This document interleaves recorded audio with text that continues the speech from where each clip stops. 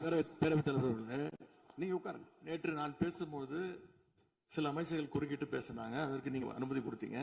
அதே மாதிரி இன்னைக்கு முதலமைச்சர் பேசும்போது சில வார்த்தைகள், தவறான வார்த்தைகள் பேசுறாரு. அவர் பார்ட்டி ஃபண்ட் அப்படின்னு சொல்லியிருக்கிறாரு. அவர் அமைச்சர் அந்த பார்ட்டி ஃபண்ட் எந்த பார்ட்டின்னு கூட சொல்ல, தைரியம் இருந்தா சொல்லுங்க, நாங்க அதெல்லாம் ஃபேஸ் பண்ண தயாரா இருக்கோம். எதையும் ஆதாரத்தோடு எதையும் பேசுங்க. நீங்க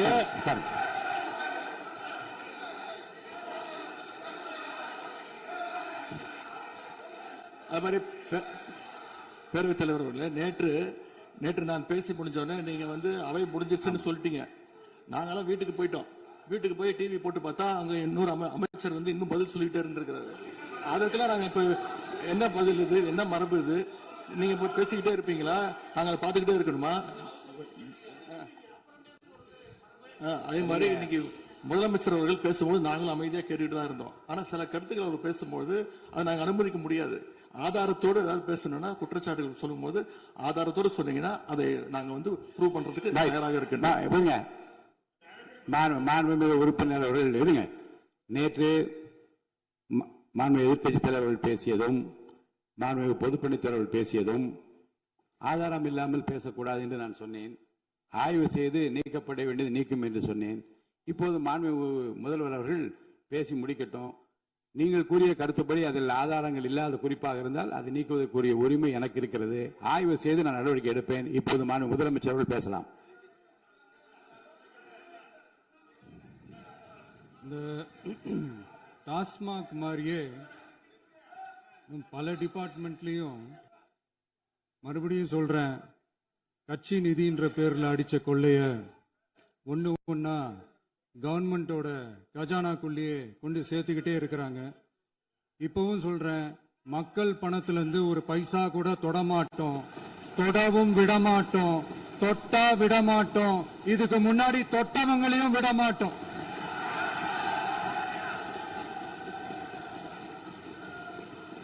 ஒவ்வொரு ஊழலா வெளியில வரும் போலே, ஒவ்வொரு வேஷமா கலைஞ்சிரும் போலே, இங்க இருக்கிற நிறைய பேரு நடுங்கி போய் இதுல நம்ம மேல அவதூறு வேற. இப்ப புதுசா ஒரு வெப்பன் ஒண்ணு கொண்டு வந்திருக்காங்க. அது என்ன தெரியுமா? அவங்க தயவால தான் நம்ம ஆட்சி நடக்குதான். மக்கள் தயவால இந்த ஆட்சி நடந்துகிட்டு இருக்கு. மனசாட்சி உள்ள சக்திகளோட ஆதரவால இந்த ஆட்சி நடந்துகிட்டு இருக்கு. நாங்க தான் அனுப்பி வச்சோம் அப்படின்றாங்களே. அனுப்பி வச்சவங்களுக்கு மினிஸ்ட்ரியில இடம் கொடுத்தா ஏன் கதறீங்க? ஏன் இவ்வளவு கோவம்? ஏன் இவ்வளவு கதறல்? இதுல இன்னொரு முக்கியமான விஷயம், மார்க்சிஸ்ட் கம்யூனிஸ்ட் கட்சி நமக்கு ஆதரவு கொடுத்தது சுயேட்சையா எடுத்த முடிவுன்னு சொல்றாங்க. அதே மாதிரி இந்திய கம்யூனிஸ்ட் கட்சி நமக்கு ஆதரவு கொடுத்தது சுயேட்சையா எடுத்த முடிவுன்னு சொல்றாங்க. இதுல எங்க இருந்து நாங்க தான் அனுப்பி வச்சோம்னா புரியலையே. மக்களுக்கு நல்லா புரியும். எல்லாத்தையும் தெளிவா பார்த்துக்கிட்டு இருக்கிறாங்க.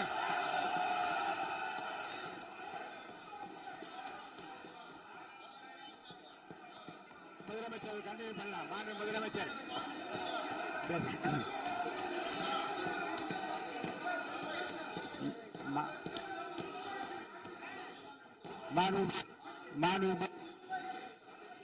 முதலமைச்சர் கண்டினியூ பண்ணலாம்.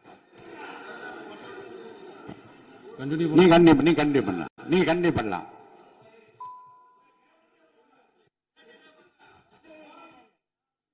இந்த சமூக நீதி அரசுன்னு சொல்றவங்களை பார்த்து கேட்கிறேன், நம்ம பட்டியலின சகோதரர்களுக்கு எத்தனை அமைச்சர் பதவி கொடுத்தீங்கன்னு கொஞ்சம் சொல்ல முடியுமா? ஆனா நம்மளுடைய அரசுல 8 அமைச்சர் பதவிகள் யாருக்கு? நம்ம பட்டியலின சகோதரர்களுக்கு. எல்லாம் நம்ம அண்ணன், நம்ம தம்பி, நம்ம தங்கச்சிங்க. அண்ணல் அம்பேத்கர் அவர்களுடைய கிட்டத்தட்ட 100 ஆண்டு கால கனவு இப்ப நிறைவேறி இருக்கு. நான் ஏன் கொஞ்சம் சவுண்டா பேசுறேன் அப்படின்னா அவங்களுக்கு கேட்கணுன்றதுக்காக தப்பா எடுத்துக்காது. அதே மாதிரி பெண்களோட பாதுகாவலர் நாங்க தான் அப்படின்னு சொல்லிக்கிறவங்கள கேட்கிறேன், எத்தனை பெண்களுக்கு அமைச்சர் பதவியில இடம் கொடுத்தீங்க கொஞ்சம் சொல்ல முடியுமா? எங்க அரசுல 4 சகோதரிகளுக்கு அமைச்சர் பதவி கொடுத்திருக்கிறோம்.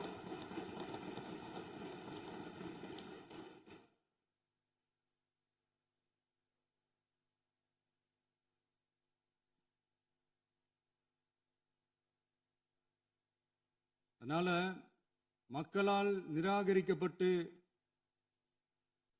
மக்களால் அகற்றப்பட்டவங்களுக்கு ஒன்னே ஒன்னு சொல்லிக்கிறோம், தப்பே செய்ய மாட்டோம், ஊழலே செய்ய மாட்டோம், நேர்மையா தான் இருப்போம், நியாயமா தான் இருப்போம் அப்படின்னு சொல்றவங்களால மட்டும்தான் கூட்டணி ஆட்சி அமைக்க முன்வரும். ஆட்சியிலையும் பங்கு, அதிகாரத்திலையும் பங்கு கொடுக்க முன்வரும்.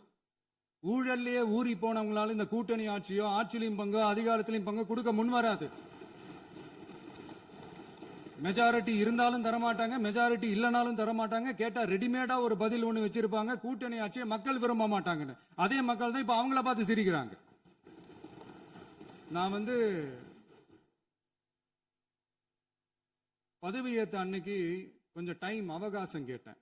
எதுக்கு கேட்டேன்? நிதி நிலைமைலாம் கொஞ்சம் மோசமா இருக்குது, அதெல்லாம் கொஞ்சம் சரி செஞ்சுக்கிட்டே படிப்படியா கொஞ்சம் கொஞ்சமா நான் கொடுத்த வாக்குறுதிகள்லாம் செயல்படுத்துவேன், அதுக்காக கொஞ்சம் டைம் அவகாசம் கேட்டேன். நான் ஏதோ வேற எதுக்காகவோ வேற யாருக்காகவோ ஏதோ அவகாசம் கேட்ட மாதிரி.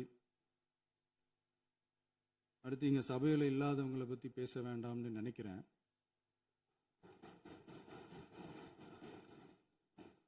இங்க நம்மளை பத்தி அவதூறு பரப்புறதோட மட்டும் இல்லாம இப்ப நம்ம மக்கள் மேலேயும் அவதூறு பரப்ப ஆரம்பிச்சிட்டாங்க.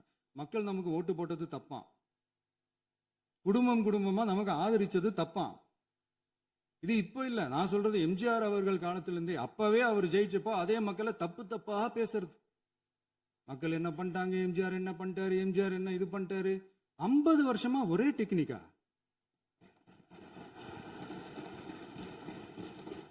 டெக்னாலஜி எல்லாம் மாறி வேற எங்கேயோ போயிட்டு இருக்கு. பஸ் இதுல கொஞ்சம் டெக்னிக்காச்சும் கொஞ்சம் மாத்தினா கொஞ்சம் நல்லா இருக்கும். அதனால மக்களுக்கு யூஸ்ஃபுல்லா இருக்கிற மாதிரி இந்த ஆக்கப்பூர்வமான கருத்துக்களோ ஆக்கப்பூர்வமான யோசனைகளோ இருந்தா சொல்லுங்க, அதை நாங்க டிஃபரெண்டா எடுத்துக்கிறோம். ஆனா அதை விட்டுட்டு இந்த நக்கல், நையாண்டி, சம்பந்தம் இல்லாத பேச்சு இதெல்லாம் பேசிட்டு அப்புறம் முதல்வர் பதில் சொல்லல, முதல்வருக்கு பதில் சொல்ல தெரியல அப்படின்னா அப்புறம் என்ன சோஃபா மாடல் ஆட்சியா? அது என்னன்னு புரியறதுக்கே எனக்கு ரொம்ப நாள் ஆச்சு. இந்த sofa set, table chair, teapoy, furniture பிசினஸ்லாம் வேற எங்க வெளியில போய் பண்ண சொல்லுங்க. அப்படி அந்த பிசினஸ் தான் பண்ணணும்னா நிறைய பிசினஸ் பண்ற மாதிரி வெளியில போய் பண்ண சொல்லுங்க, இங்க சட்டசபைக்குள்ள வேணாம்.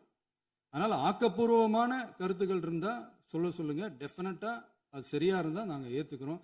எனக்கு ஒரு குட்டி கதை ஒண்ணு ஞாபகம் வருது, சொல்லாமா? ஒரு ஊர்ல ஒரு பெரியவர் வெயில் ரொம்ப ஜாஸ்தியா இருக்குன்னு சொல்லிட்டு கண்ணுக்கு மேல கை வச்சுக்கிட்டு இப்படி சுத்தி முத்தி தேடிக்கிட்டு இருந்தாராம். அப்ப கூட இருந்த ஒரு சின்ன பையன் என்ன தேடுறீங்க அப்படின்னு கேட்டானா. அதுக்கு அந்த பெரியவர் சொன்னாரா, அது ஒண்ணு இல்ல தம்பி, உங்க அப்பா இங்கதான் இருப்பாருன்னு சொன்னாங்க, அதான் தேடிக்கிட்டு இருக்கேன், எங்க உங்க அப்பாவையா காணோம்?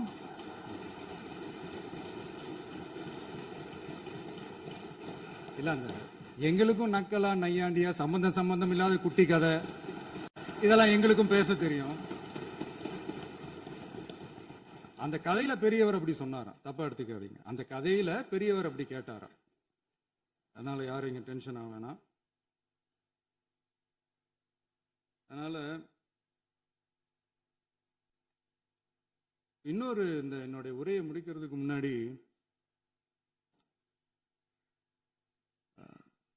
போயிட்டாங்க, பேசலாமா? உங்க கருத்துக்களை நீங்க முழுமையாக மன நிறைவோடு பேசலாம். டிவில பார்க்கலாம். சரி, அதான் 5 நிமிஷம் பேசுனதுக்கே கொளத்தூரி இந்த ஆட்டம் ஆயிடுச்சு. பேசுனா அப்புறம் என்ன பண்றது? கடைசியா நான் இந்த உரையை முடிக்கிறதுக்கு முன்னாடி ஒரு முக்கியமான ஒரு விஷயம் பத்தி சொல்லணும். ஆளுநர் உரை அன்னைக்கு இந்த தமிழ் தாய் வாழ்த்துக்கு அப்புறம் தேசிய கீதம் பாடினது தப்பு, தேசிய கீதம் 2 முறை பாடினது தப்பு, அப்படி ஒரு நிகழ்வு இதுக்கு முன்னாடி இந்த சட்டசபையில நடந்ததே கிடையாது. नवीन बिर्ला ओपन स्पेस भिंतींना नव மாத்திட்டீங்க. இப்படி ஒரு ஒரு பெரிய ஒரு போர் மாதிரி எதிர்க்கட்சி சார்ந்தவங்க எல்லாம் சொன்னாங்க இல்லையா, அந்த மாநில உரிமை போராளிகளை, அந்த மரபு காக்கிற உரிமை போராளிகளை ஒரே ஒரு கேள்விதான் கேட்கணும். 2021 ஆகஸ்ட் 2 ஞாபகம் இருக்கா? Centenary celebration of Tamil Nadu legislature. அந்த ஃபங்க்ஷன்ல நம்ம முன்னாள் முதலமைச்சர் கருணாநிதி அவர்களோட கலைஞர் அவர்களுடைய கலைஞர் அவர்களுடைய புகைப்படத்தை மாண்புமிகு குடியரசுத் தலைவர் திறந்து வைக்கிற ஒரு ஃபங்க்ஷன். அந்த ஃபங்க்ஷன்ல national anthem followed by Tamil தாய் வாழ்த்து அப்படின்னு அறிவிச்சது ஞாபகம் இருக்கா? அதாவது தேசிய கீதத்துக்கு அப்புறமா இரண்டாவது முறையா, நோட் திஸ் பாயிண்ட் மாண்புமிகு பேரவைத் தலைவர் அவர்களே, ப்ளீஸ் நோட் திஸ் பாயிண்ட். தேசிய கீதத்துக்கு அப்புறம் இரண்டாவது முறையாக தமிழ் தாய் வாழ்த்து பாடப்படும் அப்படின்னு சொன்னது ஞாபகம் இருக்கா? அதுவும் முத்தமிழ் அறிஞர் அப்படின்னு சொல்ற நம்ம கலைஞர் அவர்களுடைய அந்த புகைப்படம் வெளியிட்டு விழாவில் அவர் இருந்த இதே சபையில தமிழ இரண்டாவது இடத்துக்கு தள்ளினது யாருன்னு ஞாபகம் இருக்கா? அது மட்டும் இல்ல, அந்த தேசிய கீதத்தை நாட்டுப்பண் நேஷனல் ஆந்தம்னு சொல்லி அதே ஃபங்க்ஷன்ல கடைசியா ஃபங்க்ஷன் முடியும் போது செகண்ட் டைம் தேசிய கீதம் பாடினதும் ஞாபகம் இருக்கா? இதே அவையில் தான், அது அவை குறிப்பிலும் இருக்கிறது, இதே அவையில் தான் நடைபெற்றது. இந்த தக்க நேரத்தில் இந்த ஆதாரங்களை அளித்த மாண்பு முதல்வர் அவர்களுக்கு நன்றியை தெரிவித்துக் கொள்கிறேன். டவுட் இருந்தா இந்த புக்கை பார்த்து தெரிஞ்சுக்கலாம். அதனால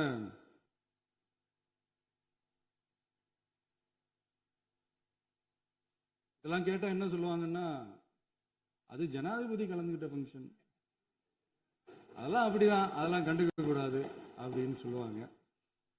இதே மாதிரிதான் பேசுறது ஒண்ணு, செய்யறது ஒண்ணு, பேசுறது ஒண்ணு. இதெல்லாம் மக்கள் பார்த்துக்கிட்டு இருக்காங்க.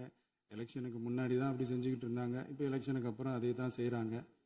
இந்த விஜயையும் சாமானியர்களின் உண்மையான சமூக நீதி அரசையும் அவமானப்படுத்துறதுக்கு தான் அவங்களோட அந்த பொலிட்டிக்கல் சீனியாரிட்டி அது பயன்படுத்துது போல.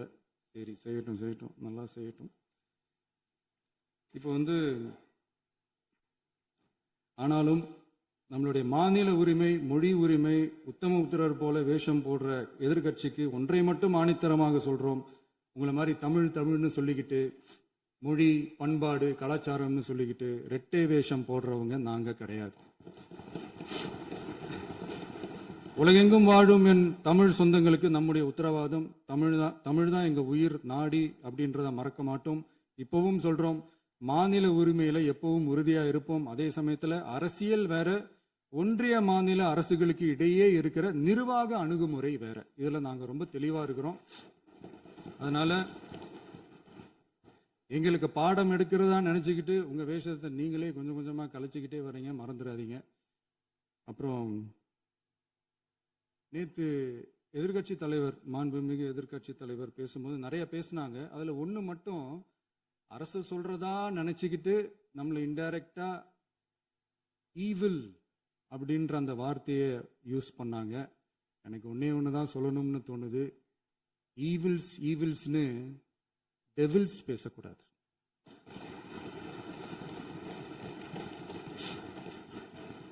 அவங்க இருந்திருந்தா ஒரு ஆக்ஷன் பண்ணணும்னு எனக்கு தோணுச்சு. எல்லாரும் போயிட்டாங்க.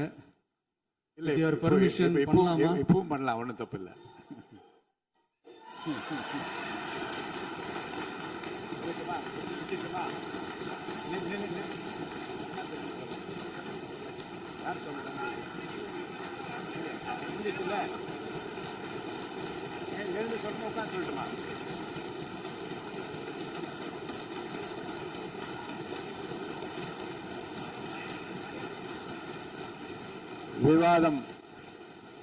விவாதம் முடிவுற்றது. மாண்புமிகு உறுப்பினர்கள் முன்மொழிந்த திருத்தங்கள் வலியுறுத்தப்படுகின்றனவா என்று அறிய விரும்புகிறேன். மாண்புமிகு உறுப்பினர்கள் முன்மொழிந்த திருத்தங்கள் அனைத்தும் பேரவையின் அனுமதியில் திரும்ப பெறப்படுகின்றன.